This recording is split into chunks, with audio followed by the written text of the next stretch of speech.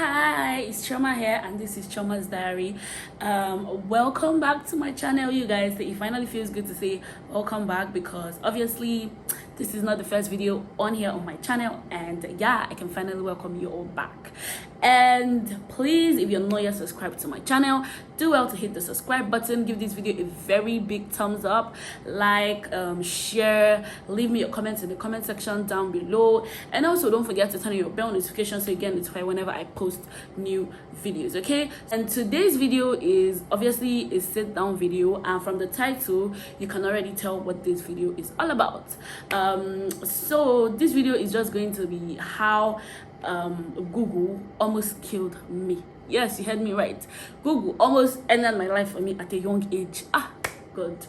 See, thinking about it right now, I feel stupid for believing the things that I heard and I read on Google. But anyways, that's why I am here, to give you all the full gist of what happened and how it happened. So stick around, okay? Anyways, that was back then in 2019, just before I went for service. I went for camp. I came back from a church camp around August, and in the church camp I noticed that I still having fever, but it lasted for like 2 days, and I took some meds. It was just paracetamol I took, and I got better. So after camp I came back home. I caught a cold, and yeah, I treated malaria, because of course in Nigeria everything is malaria. So I treated malaria, and again I became fine. So my mom traveled, her sister. So my mom was to travel that period, and I was fine, totally fine. So I was just left with my dad and the girl staying with us, because all my siblings had gone back to school as at the time. So I started noticing small chest pain. Like if I lie down a certain way, my chest will start paining me. And prior to this time, I had never experienced chest pain. Of course, I went to a boarding school, and it was a norm for everybody to have chest pain. Yes, it was a norm. Everybody had chest pain. Apart from people that actually had chest pains, other people, use chest pains as a way to not to go for labor, as a way not to, as a way to get out of punishment and flogging from seniors and soldiers, because I went to military school. So once you tell them that you have chest pain, they will leave you, because they don't want the one that they will do, and they'll be the ones that will kill you. So I never knew what it felt, or what it meant to have chest pain, or I had never experienced it all my life, and nobody very close to me had experienced chest pain as well. So I didn't know how it felt or what it felt like. So that period I started experiencing small chest pain. If I lie down in a certain way, my chest will start paining me. If I bend down, my chest will start paining me. I'm just like, whoa, what's this one? So I was thinking it was just like normal. Maybe I stressed myself so much, and that's why I was having the chest pain. One day I wanted to turn on the gen. By this time the chest had already started paining me, but small. So I wanted to turn on the gen. Our gen, then the place where where you pull gen to turn it on, was having a little bit of issue, the rope. So I was trying to turn it on that day. As I dragged the rope, I mistakenly, because of the pressure I applied on it, the rope slipped out of my hand and hit my chest so hard, and the chest pain tripled. Like, it tripled so bad. My chest started paining me so badly. And funny my dad was around though, but I didn't tell him, because my dad is that kind of person that doesn't believe in when you have headache it's malaria, when you have a typhoid it's malaria. Like, he feels that whatever is wrong with you, first of all run a test, see a doctor and know what is wrong with you. So I didn't want to tell him, because also I didn't feel like, okay, it was something serious. So my chest kept on paining me, and like I said, the pain tripled. I had to go to, there's this pharmacy where we usually buy drugs. It's like our family pharmacy. That's where we usually go to buy drugs. There's a doctor and a nurse there. So I went there. I told the nurse, her my chest has been paining me. She now said, did you do any strenuous thing? I said yes. I dragged Jen hit me for chest. She said okay, she'll give me painkillers, and then she gave me painkillers. I took the painkillers first day, nothing. Second day, nothing. I'm just like, this is getting serious. If painkillers cannot solve this problem, what then can solve it?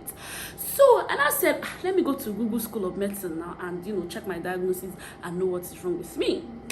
That's why I picked up my phone. I googled symptoms of chest pain. You guys, hey, there's nothing I did not see. There is nothing I did not see. Worst case scenarios was what I was seeing. I saw angina, I saw heart attack, I saw heart failure. I was seeing a lot of scary things. I'm just like, me at this young age, I'm having all this one.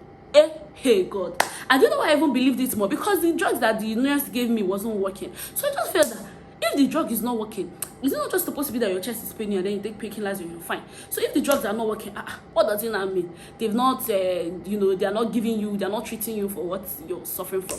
I started crying. I will cry myself to sleep. If I wake up, I'll continue crying. I'll not even eat. I was starving myself. I was always crying. I was like, God, am I not too young? I was really young then. Like, it was just the year before I went for service. I'm just like, am I not too young for all this? As in, I was crying. I'm just like, God, is this how it's going to end for me? Me that I'm supposed to go for service this year. I will now be having angina, having heart attack, having heart failure at this young age. Who did I offend? What did I do? So, in case you don't know, my immediate younger sister is a nurse and she's in the States. So we are very close. Like, we're talking about a lot of stuff. So I told her, look at what is wrong with me. I'm having serious chest pain. I don't know what is wrong. She now said, have you taken painkillers? I said, I've taken painkillers. They work. She now said, okay, that I should go to the hospital. I said, which hospital? That? Look at, I already googled my symptoms. She was like, Google your symptoms. How can you Google your symptoms? Is there any doctors on Google? I said, that I've googled my symptoms, that everything that they're saying on there is what is wrong with me. She was not like, what did I see? I said, okay, sorry, I'm sweating. This is on. I don't know, I'm sweating. I said, okay, that first off, they said angina, they listed angina, heart attack, heart failure. I was just listing everything that I saw on there. She was like, really? How can you even think that you have these things at this age? You're too young for all these things. I'm like, they don't do it by young. Now people of small age suffer this. She was like, no, that she doesn't think it's that serious. That she feels like it's cold. I'm having cold. That this cold stuck in my chest, and that's what is paining me, and it's probably an infection and all of that. I say it's a lie. I will cry myself to sleep. I will cry and wake up. So eventually, subsequently, I had to tell my mom, and she's like, I should go and get painkillers now. I said, I've gotten painkillers. She said, okay, she's come back that weekend. And when she comes back, she was going to come back on Sunday. When she comes back, I'll go to the hospital on Monday. On Sunday, she came back, and on Monday, I went to the hospital. You guys, when I got to the hospital, I went very early because my mom made sure I left the house very early. When I got there before a lot of people, but I allowed people to go before me just because I was scared. I'm just like, Shebi, I already know what is wrong with me. What is the point of going there and the doctor will not tell it to my face? You get? So I was just letting people go. Finally, I said, I beg, let me go, because my mom had already said, have you not seen the doctor? I finally went. The doctor examined my chest. He just touched my chest area and was asking me, is it explaining? I'm saying no. Is it explaining? I'm saying no. He now said, okay, that did I do any strenuous thing? I told him that, okay, the gen hit my chest. He said, oh, really? That should be careful. Just finish advising me, blah, blah, blah. I said, okay. He now said he'll give me some painkillers to help reduce the pain, but that he cannot tell me my diagnosis yet because it's not something that is in the physical. I have to do an x-ray. When I had x-ray, my mind skipped. In fact, when he even told me that he cannot tell my diagnosis, I'm just like, it sits. I'm not like, And I said, you book me for an x-ray. I should go for an x-ray. That's the only time you know what is going on in there. Hey, you guys, my legs legit were stuck on the ground. I was scared. In fact, I got home. I told my mom that I wanted to go for that. They booked me for x-ray. Mom was like, they booked you for x-ray. Hope it's nothing serious. So, although prior to that time, my mom had been telling me it's cold. Just like my sister too had been telling me it's cold. So I now told my sister now asked me, okay, what was the outcome of your hospital visit? I told her that, doctor said I have to go for an x-ray, but I'm not going. She was like, why? I said, because so that I'll go. They will not come and tell me one thing. She was like, you have to go for the x-ray. That's the only way you know what is wrong with you. And besides, I've told you it's nothing serious. First day, and no go. Second day, third day, and I finally made up my mind to go for the x-ray. I went there just the same day I entered the hospital. I went early, but I allowed people to go before me. When I got into the x-ray room, my heart was beating so fast. I was like, let me even stop breathing, panting like this before they will not say, oh, your chest is this one now. I now finished the x-ray. The next day I didn't even sleep that night. Trust me, I didn't sleep that night. Next day I took the x-ray, I snapped it, and I sent it to my sister. My sister was like, you have cold pneumonia. I said, I still not believe my sister, because I'm just like, I now took it to the doctor. He now said, oh, there's nothing wrong with you. You just have cold. You have an infection. It's cold, and I'll give you some antibiotics.